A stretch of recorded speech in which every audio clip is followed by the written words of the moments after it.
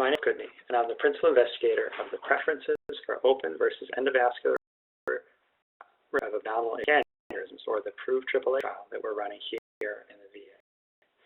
We're delighted with 20 sites that's participating in our study. And in the next minutes, I'd like to walk you through 5 easy steps that we've tried to make for all patients at your site. As you sent you each one of 5.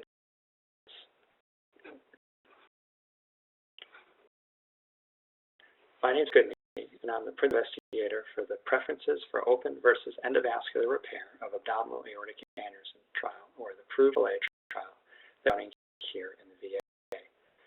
I'm thankful for you and yours to participate in our 20-site trial in the VA, help better understand patient preferences for different types of open abdominal aortic aneurysm repair we offer as part of care for veterans with vascular disease.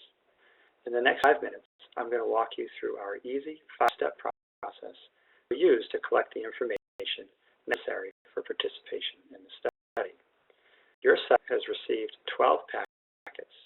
Those 12 packets is going to be used to enroll a veteran in the PROVE AAA study.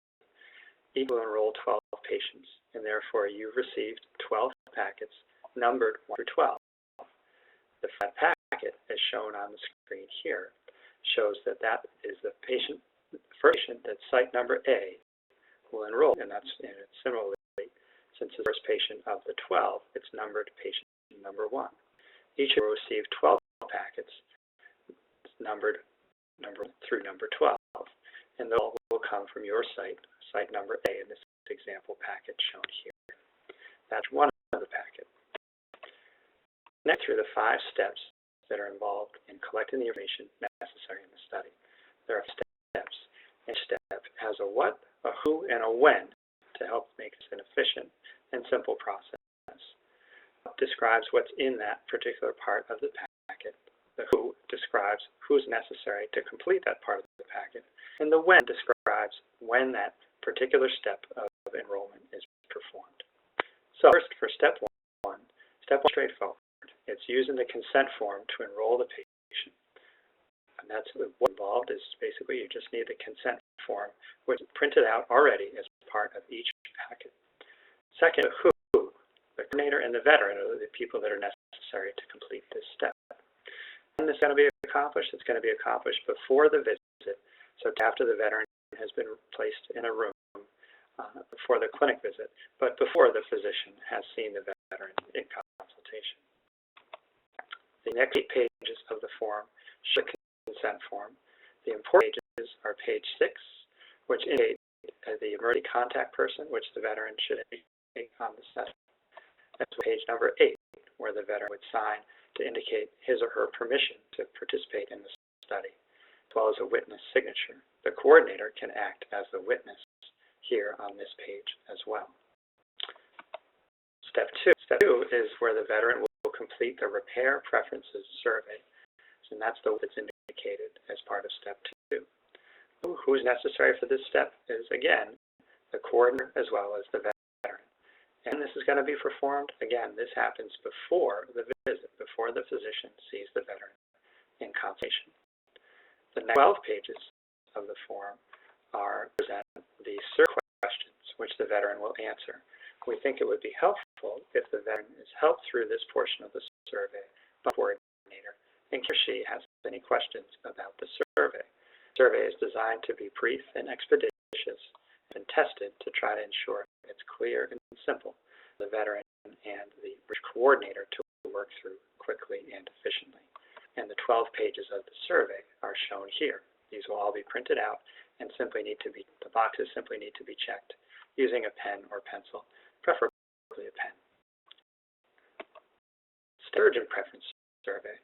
What described here is the short 1-page surgeon preference survey, which again is already printed out and ready for your use when enrolling the veteran. The who is the coordinator and surgeon this time, not the patient. So in this step, the coordinator should seek out the surgeon who is going to see the patient in consultation. And the when this happens is before the visit.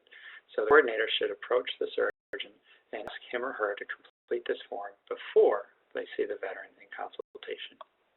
This is what the surgeon survey form for the before visit assessment looks like. As you can see, it's one page. It's approximately 10 boxes for the surgeon to check, and we hope to be simple and expeditious. Next, decision process survey. That's the what that we're going to talk about in this brief step. And we're back, it is now the coordinator and the veteran. We're back to having the coordinator help the veteran complete this step of the process.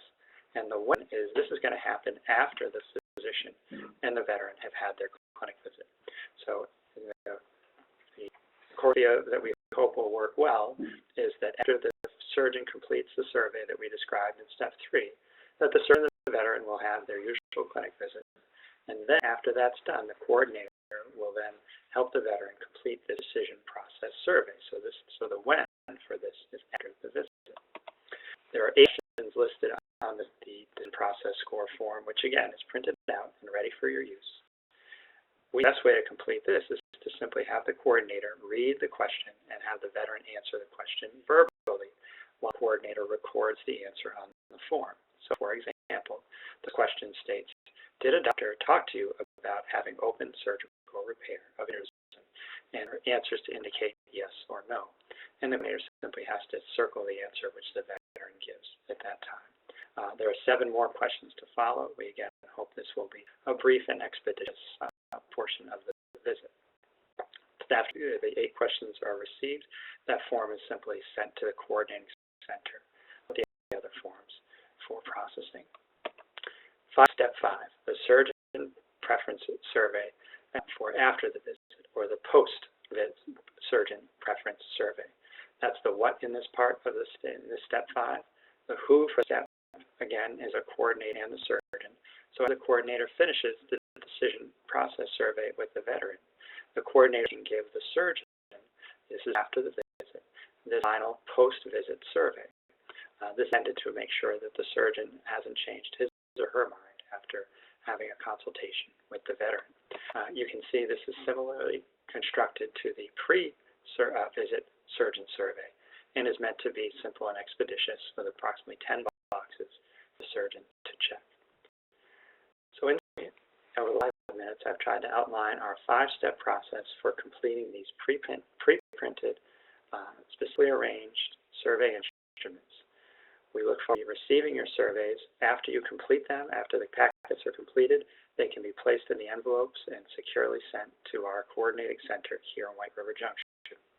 We look forward to receiving your completed surveys as well as your participation in this important study. Thank you much for your attention and for your participation.